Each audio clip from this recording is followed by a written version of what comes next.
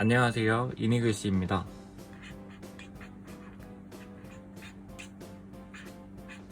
받침 있는 글자 쓰는 게 고민이신가요? 영상 끝까지 봐주세요.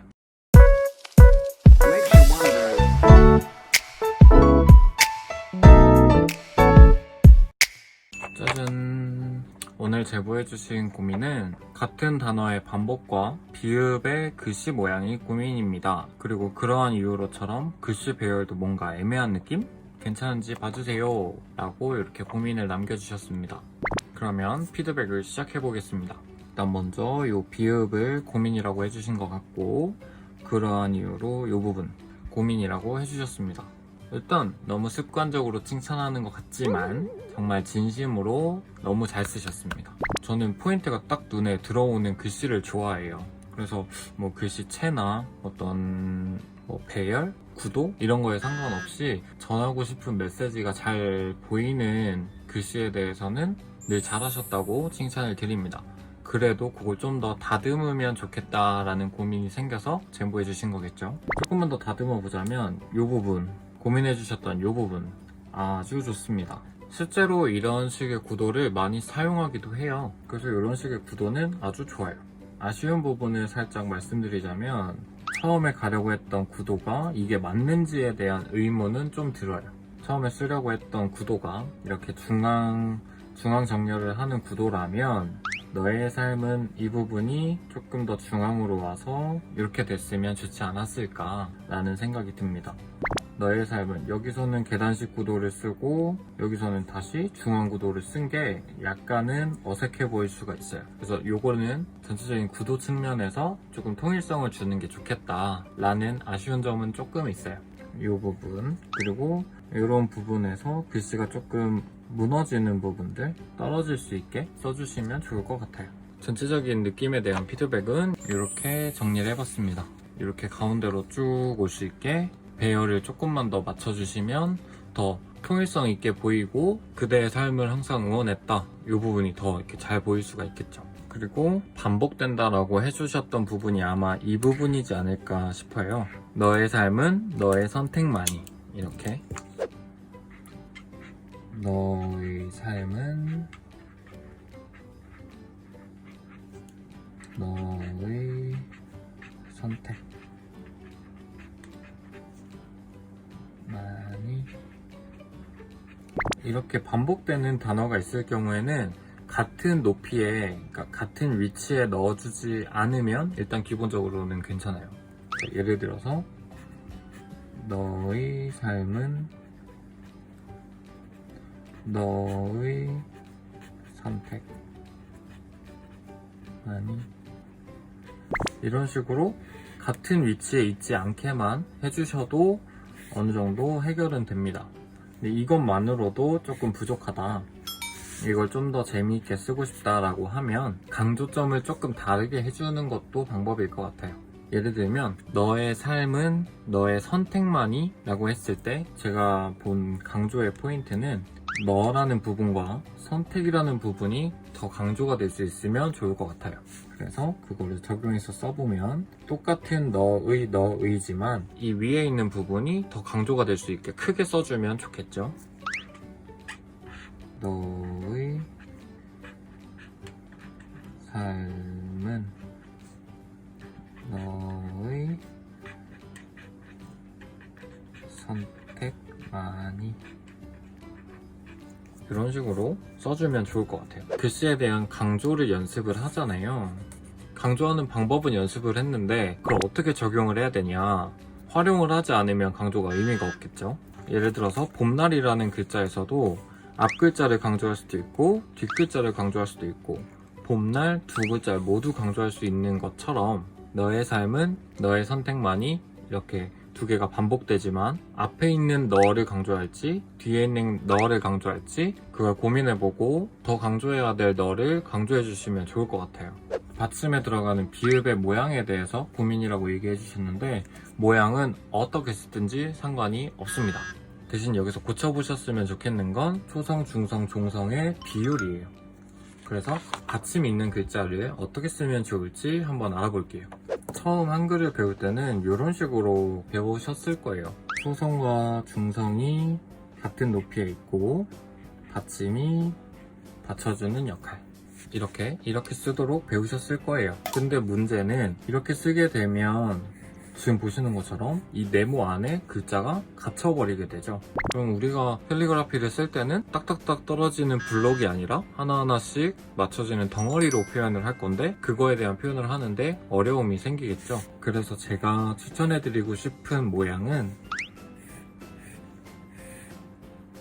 이런 모양이고 쉽게 2와 2분의 1 이런 대분수의 모양이라고 생각해 주시면 됩니다. 여기 한번 글자를 넣어 볼게요. 삼각형의 제일 왼쪽에 있는 꼭지점에 초성이 들어가고 중성과 받침을 같은 높이에 써줍니다.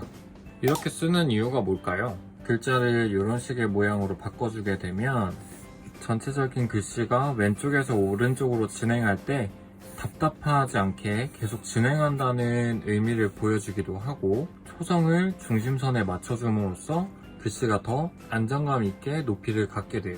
이런 모양을 만들고 나면 받침에 들어가는 초성의 모양이 어떻게 되든지 간에 상관이 없어요. 여기서 포인트는 모음의 위치와 받침의 위치가 같이 세트로 움직인다 라고 하는 게 포인트입니다. 정답에서 정이라는 글자도 마찬가지로 초성의 위치가 여기 있고 모음의 위치에 받침이 오게 되죠.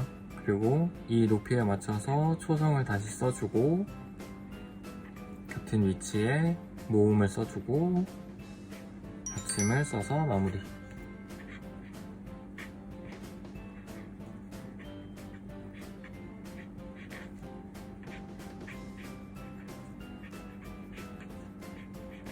이런 식으로 글씨를 써주게 되면 글씨가 계속 이렇게 진행하려는 느낌을 주기 때문에 답답함을 없애주고 더 자연스럽게 읽힐 수 있게 해줘요. 꼭 이렇게 써야 한다는 건 아니지만 이렇게 글씨를 정리해주면 조금 더 통일감 있는 글씨를 쓸 수 있다 라고 참고를 해주시면 좋을 것 같아요.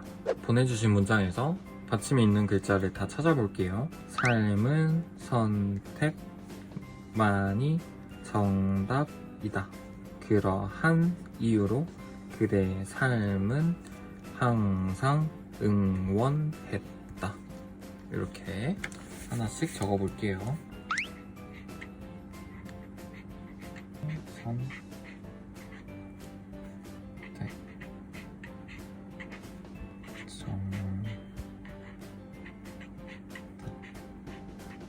그러한 이유로 그대의 삶을 항상 응원했다.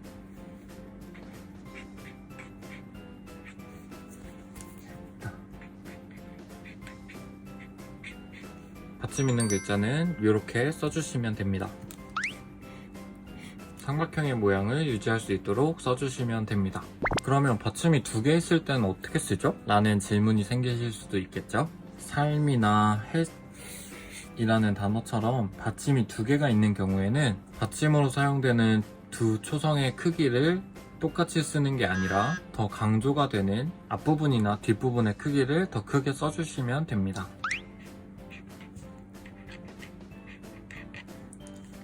이렇게 똑같이 쓰지 않고 앞에 있는 자음을 더 크게 써주거나 뒤에 있는 자음을 더 크게 써주는 게 좋습니다.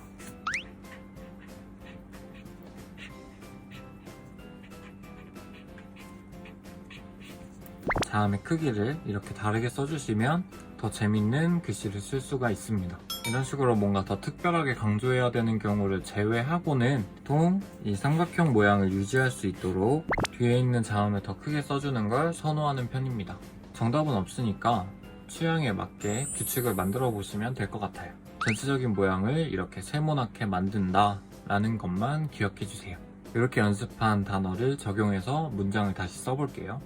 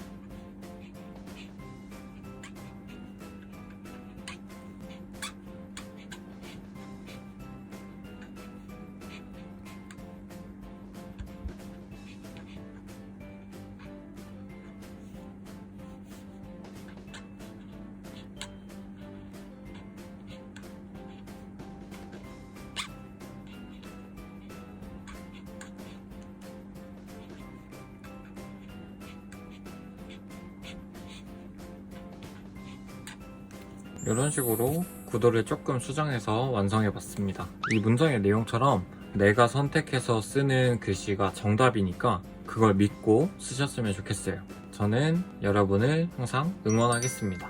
글씨에 대한 고민이 있으시다면 아래 더보기에 링크를 남겨놨으니까 글씨를 제보해주세요. 오늘도 영상이 도움이 되셨다면 좋아요와 구독 한 번씩 부탁드리겠습니다. 그럼 다음에 만나요. 안녕.